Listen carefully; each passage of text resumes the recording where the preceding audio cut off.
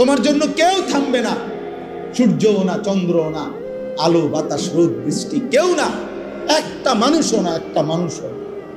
এ দুনিয়া বড় স্বার্থপর, বড় স্বার্থপর। এজন্য বাপ আপনাদেরকেও বলি, যুবক তোমাদেরকেও বলি, তুমি নষ্ট হয়ে গেলে শেষ পর্যন্ত মনে রাখো তোমার জন্য কেউ থামবে না।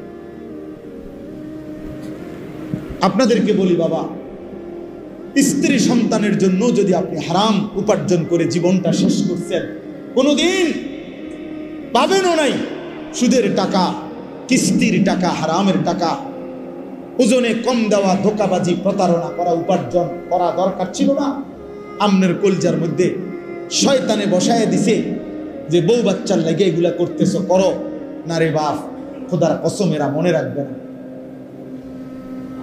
এরা মনে রাখবে না, এরা কোনোদিন বলবে না, এরা মনে রাখবে। দুপুর বেলা জানাজা হইছে, আসরের পরে জানাজা হইছে, কানছে 2 ঘন্টা 4 ঘন্টা, জি পুত, নাতি নাতনি, স্ত্রী সন্তান। ওই দিনকেই এশার নামাজের পরে দেখা যাবে এরা সবাই পাশের বাড়ির থেকে ভাত তরকারি রাঁধে আনছে, এরা খানা খাইতেছে। এরা গোশত খায়, মাছ খায়, ডাল খায়, সবই খাইতেছে এরা।